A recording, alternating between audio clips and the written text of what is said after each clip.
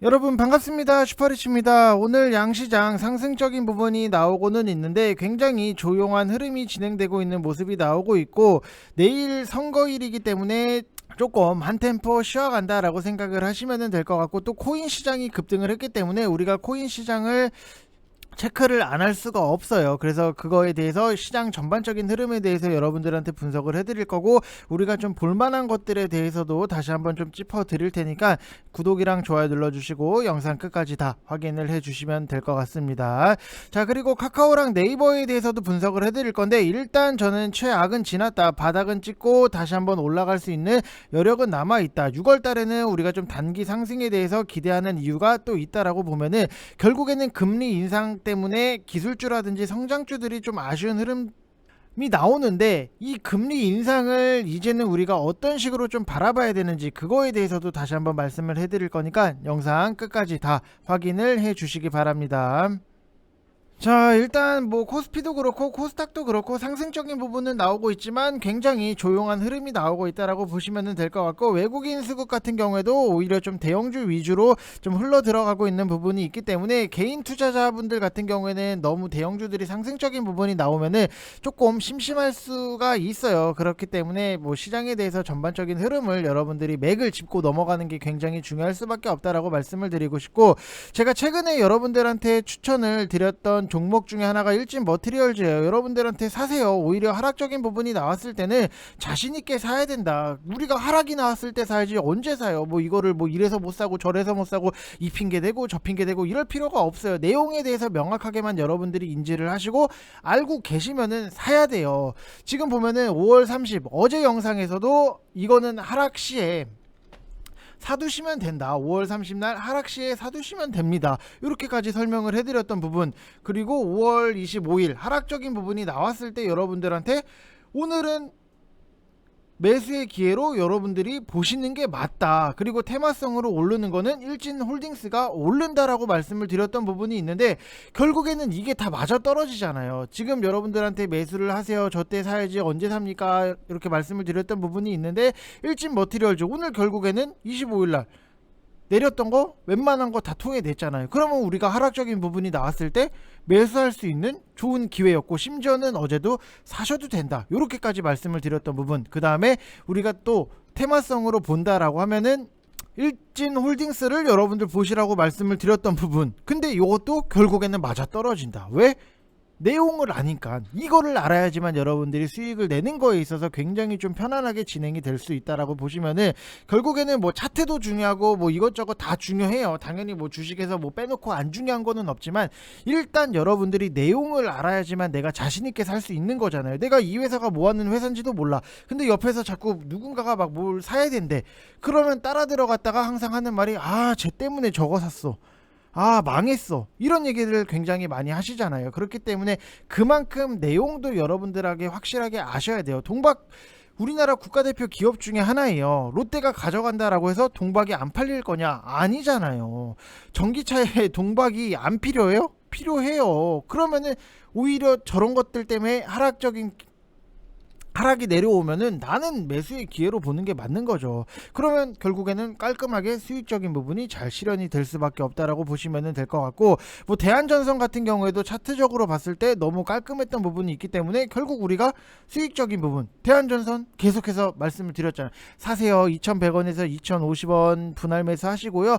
2,000원 딱 우리가 지지선으로 놓고 보겠다, 이거는 우리가 머리부터 밀어봐야 된다라고 말씀을 드렸던 부분이 있는데, 결국에는 이것도 수익적인 부분이 만들어지는 거잖아요. 대한전선 먹을 수 있는 만큼 편안하게 잘 먹을 수 있잖아요. 여러분들도 하실 수 있어요. 그래서 여러분들이 하실 수 있게끔 도와드리는 게 어떻게 보면 제 역할이기 때문에, 혼자서 하시기 힘드신 분들은 오세요. 지금 3개월에 33만원, 1개월에 뭐 11만원 이렇게 진행을 하고 있는 부분이 있기 때문에, 그동안 1월달 힘들었고 여러분들 막 2월달 힘들었고 3월달 힘들었고 4월달 힘들었고 5월달 힘들었고 아우 이거 진짜 죽겠다 했는데 6월달은 편해질까요? 혼자 하는데 1월달부터 5월달까지 수익적인 부분이 잘 안 나왔다. 우리는 뭐 노토스 같은 걸로 100% 먹고 수익적인 부분이 만들어졌는데 아무것도 한 게 없다, 아 너무 어렵고 힘들다, 아 진짜 미쳐버리겠다 라고 하시는 분들은 오세요. 제가 다 만들어 드릴게요. 뭐 어디에 물려 있고 뭐 저기에 물려 있고 오세요.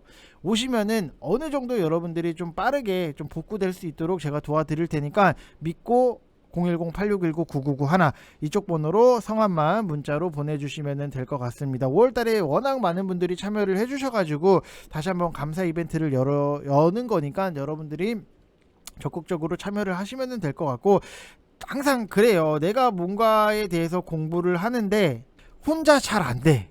근데 그렇다고 해서 죽었다 깨났다고 해서 잘 될까요? 안 돼요. 그러면은 분명히 여러분들이 잘못된 매매 습관이라든지 패턴적인 부분을 일정 부분 살짝만 바꿔주면은 여러분들이 충분히 잘 할 수 있다라고 보시면 될 것 같고, 뭐 오늘 같은 경우에도 제가 VIP 방에다가 추천을 드렸던 종목 중에 하나가 뭐 세아 메카닉스 어제 추천을 드렸고, 오늘 수익적인 부분 뭐 30%의 수익적인 부분 뭐 이렇게 25% 이렇게 수익적인 부분이 나왔는데, 항상 좀 그래요. 제가 어떻게 보면 이렇게 추천을 해드렸고 수익이 났습니다를 좀 자랑을 하는 게 저는 사실 굉장히 좀 창피해요. 왜 창피하냐면은 여러분들도 곰곰이 생각을 해보면은 이재용, 만약에 뭐 삼성전자 이재용 뭐 부회장 딸이 구찌라든지 아니면은 뭐 루이비통 가방, 뭐 프라다 가방, 아니면은 뭐 에르메스 뭐 신발 이런 것들을 샀어요. 근데 이재용 딸이 그런 거를 샀다라고 해서 뭔가 친구들한테 막 그렇게 자랑을 할까요? 안 하잖아요. 이것도 못 사본 애들이, 구찌라든지 뭐 이런 것도 뭐 못 사본 애들이 항상 자랑을 해요. 막 주변에 나 오늘 구찌 뭐 이거 샀어, 아니면 뭐 루이비통 뭐 샀어. 근데 수익이 못 내본 사람들이 막 이렇게 얘기를 하는 거랑 저는 뭐 그래요. 수익 뭐 당연스럽게 나는 부분이 있기 때문에 이거를 내가 이렇게 자랑을 해야 되나 뭐 이 생각을 하는 부분이 조금은 창피한 부분이 있어요. 그래서 여러분들이 믿고 오시면은 같이 좀 재밌게 하실 수 있다라고 말씀을 드리고 싶고, 일단 지금 뭐 코인 시장이 어제 폭등이 나왔어요. 그리고 오늘도 뭐 현 시간까지 거의 모든 코인이 폭등 모드라서 연이틀 상승의 대부분 뭐 작게는 뭐 15% 많게는 50% 이상 상승이 나와버리니까 이 단기 자금들은 아무래도 증시보다는 좀 코인 쪽으로의 약간의 이탈이 있을 수밖에 없다라고 보시면 될 것 같고, 뭐 어제 사셔도 된다고 했던 일진 머티리얼즈 매각 이슈, 일진 홀딩스랑 일진 머티리얼즈 이런 것들이 당연히 뭐 급등이 나올 수밖에 없는 거고, 뭐 홀딩스는 지금 24% 상한가 직전이고, 뭐 그렇다 보니까는 일진 전기까지 같이 움직임이 나오고 있다라고 보시면 될 것 같습니다. 자, 그리고 원숭이 두창 첫 사망자 보고 소식에 HK 이노엔이 반등이 나오는데, 저는 지금 제약바이오 전반적인 거를 봤을 때 HK 이노엔이 굉장히 중요한, 어떻게 보면 역할을 할 수 있다라고 생각을 해요. 왜냐면은 지금 어느 정도 조금의 제약바이오 쪽에서 투심이 살아나는 부분이 있잖아요. 근데 이게 HK 이노엔이 처음에 원숭이 두창을 했을 때 굉장히 시발점의 역할을 했어요. 그렇기 때문에 지금 HK 이노엔의 역할이 어떻게 보면 제약바이오의 좀 키를 쥐고 있다라고 보시면 될 것 같고, 오늘 뭐 풍력, 태양광, 신재생 쪽 제외하면은 뭐 딱히 보이는 테마는 없고, 우크라이나 재건 쪽 같은 경우에도 뭐 대장주 두 개만 강한 거지 후발주들은 그렇게 크게는 못 움직이는 상황이다라고 보시면 될 것 같습니다. 자, 그리고 뭐 중국계 상장사 쪽으로 글로벌 SM이라든지 아니면은 뭐 헝션그룹 이런 것들이 급등이 나오다 보니까는 이스트 아시아 홀딩스, 뭐 로스엘 오가닉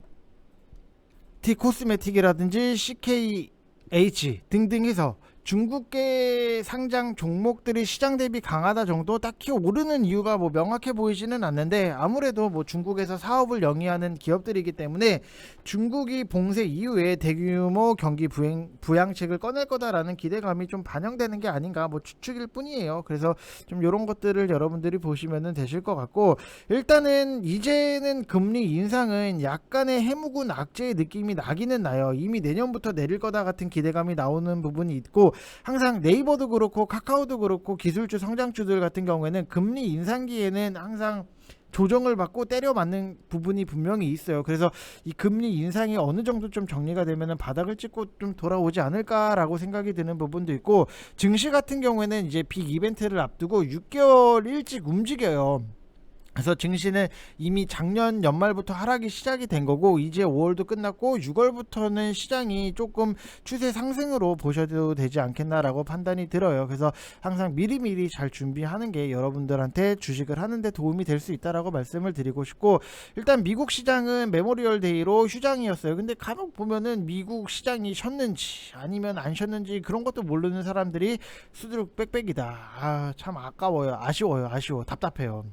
그리고 유럽 시장은 독일의 소비자 물가 지수가 예상치를 상회를 하면서 우크라이나 영향이 확인이 됐기는 했는데, 유로존의 소비자 물가 기대치가 전달에 이어서 계속 하락 추세를 나타내면서 어제 이어서 인플레이션 피크아웃 기대감이 좀 유지가 됐다. 그리고 미국에서 연준의 크리스토퍼 윌러 이사가 인플레이션에 대해서 우려를 좀 표하면서 중립 수준 이상으로 기준금리를 올릴 수 있다라고 주장을 했던 점이 좀 살짝 부담이기는 하지만, 인플레이션 피크아웃에 대한 기대감은 계속 유지가 될 수 있다. 미국이랑 유럽 모두 피크아웃 데이터가 누적 중이고, 장중에 발표될 중국 경제 지표, 기표라고 썼네요. 지표도 여러분들이 주목을 하셔서 봐야 되는 부분이 있고, 뭐 해석은 뭐 VIP방에서 따로 해드리고, 월말이랑 월초 발표되는 국내외 경제 지표에 대한 일부 불확실성이 있기는 하지만 경기 침체 신호가 발견될 가능성은 좀 낮아지는 부분, 그래서 다가올 인플레이션 피크아웃을 기다리면서 시장이 하락적인 부분, 내가 갖고 있는 종목이 조정이 나왔을 때는 차분하게 여러분들이 저가 매수로 대응을 하면서 시간이랑 좀 어느 정도는 동행을 같이 쭉 끌고 가시면은 수익적인 부분도 자연스럽게 잘 만들어진다라고 생각을 하시면 될 것 같아요. 오히려 내가 사자마자 이게 왜 안 가지? 샀는데 이거 왜 안 가지? 이런 식으로 좀 조급하면은 조급할수록 여러분들이 놓치는 것들이 굉장히 많아요. 그렇기 때문에 좀 시간과 내가 좀 같이 동행을 한다. 무슨 말인지 이해되시죠?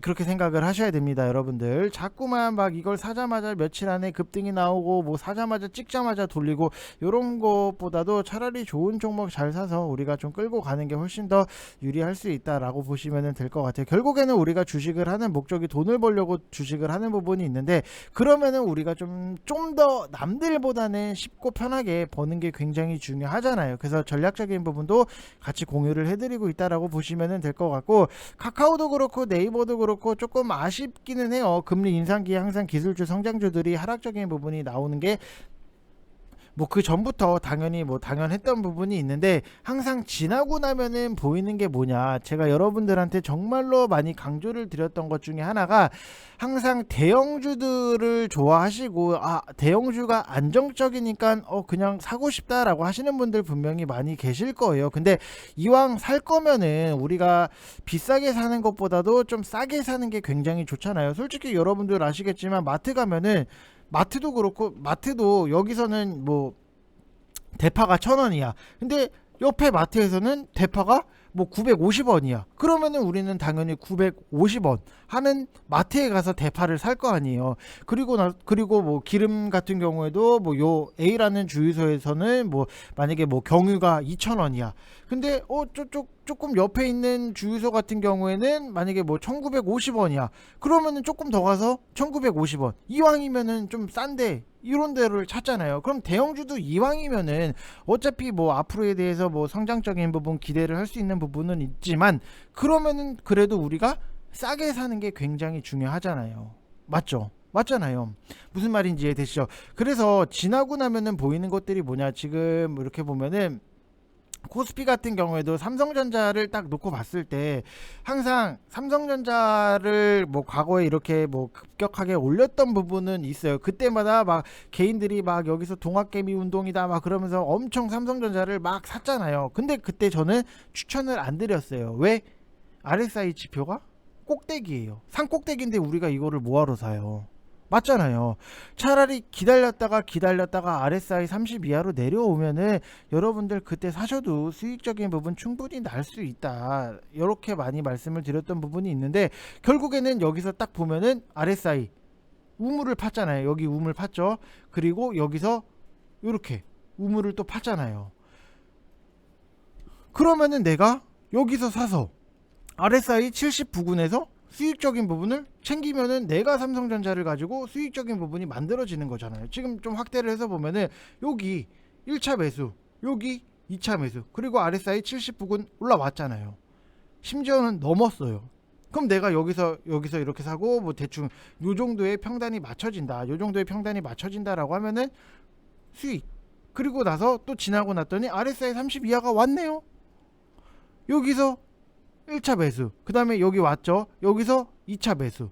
그러면은 평단이 어느 정도 뭐 68,000원, 지금 얼추 계산을 때려보면은 뭐 72,000원, 65,000원, 여기서 여러분들이 1차 매수, 2차 매수를 했다라고 하면은 68,000원에 맞아지는 부분. 근데 지금 얼마예요? 67,300원. 힘들어요? 삼성전자 가지고 막 고통받고 너무 힘들어요? 아니잖아요. 요런 거. LG 에너지 솔루션 요것도 보게 되면은 RSI 30 이하 왔잖아요. 여기서 편안하게 들고 갈 수 있는 부분.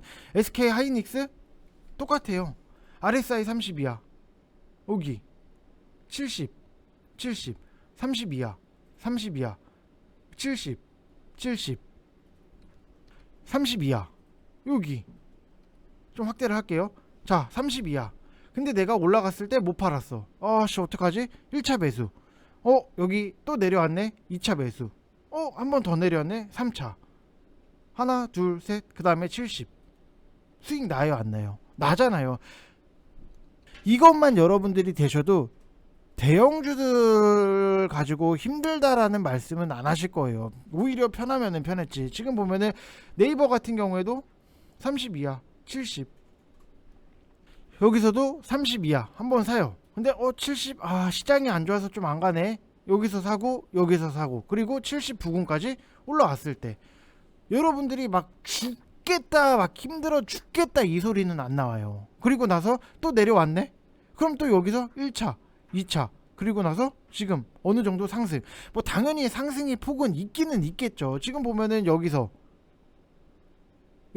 두 번 1차 배수, 2차 배수. 그러면은 어느 정도 여러분들이 28만원, 뭐 27만 뭐 8천원 요 정도에 맞춰지는 부분이 있잖아요. 그럼 지금 28만 8천원 이거 가지고 우리는 수익을 낼 수 있는 거잖아요.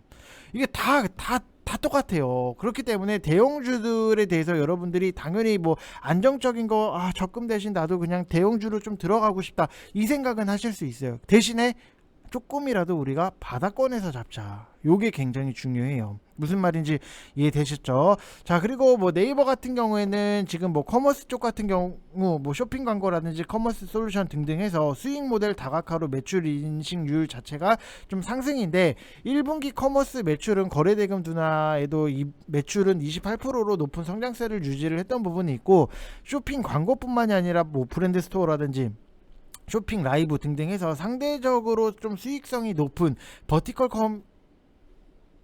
커머스 비중이 높아진 영향 때문이다라고 보시면 될 것 같아요. 네이버 쇼핑이 단순 온라인 중개 모델보다는 쇼피아이랑 같은 이제 쇼핑몰 솔루션으로 차별을 하고 있고, 이것도 매출 인식률 상승으로 나타날 수밖에 없는 거고, 네이버페이 같은 경우에는 독립적인 결제 수단으로서 외부몰로 발자취를 넓혀가는 중인데, 1분기 네이버페이 결제액이 11조 2천억 원 중 37% 같은 경우에도 외부몰 결제로, 외부 결제는 멤버십 추가 적립 비용 부담이 적기 때문에 손익 개선에도 당연히 뭐 도움이 될 수밖에 없고, 선불 충전 포인트 결제가 늘어남에 따라서 카드 수수료 비용도 지속적으로 좀 감소를 할 수 있다라고 보시면 될 것 같습니다. 그리고 뭐 컨텐츠 웹툰, 최근에 웹툰 쪽에 상승적인 부분이 나왔는데 여러분들도 지금 바닥권에 있는 웹툰이 너무나도 많아요. 그래서 그거에 대해서 좀 관심 을 두시면 될 것 같고, 뭐 웹툰의 눈부신 거래대금 성장을 우리가 봐야 되는 게, 글로벌 무대로 IP 비즈니스 본격화로 웹툰 매출 같은 경우에도 80% 성장을 했어요. 그래서 글로벌 거래대금 증가라든지 와패드 인수 영향으로 해외는 거래액 대비 플랫폼 매출 인식률이 높기 때문에 수익성 개선의 여지가 굉장히 높고, 2분기부터 이북 재팬 매출이 연결로 인식됨에 따라서 외양 성장도 가세할 걸로 좀 기대를 하는 부분이 있다라고 보시면 될 것 같아요. 그래서 지금 웹툰 쪽 같은 경우에도 워낙에 바닥권에 있는 종목들이 많기 때문에 그런 거는 여러분들이 좀 더 편안하게 들고 가겠다 그러면은 뭐 시간이랑 아까 동행을 하셔야 된다라고 말씀을 드렸던 것처럼, 바닥권에 있는 종목은 좀 시간적인 부분이 걸리더라도 우리가 수익 내는 거에 있어서는 굉장히 좀 수월하다, 이렇게 생각을 하시면 될 것 같습니다. 자, 이번 영상 여기서 마치겠습니다. 감사합니다.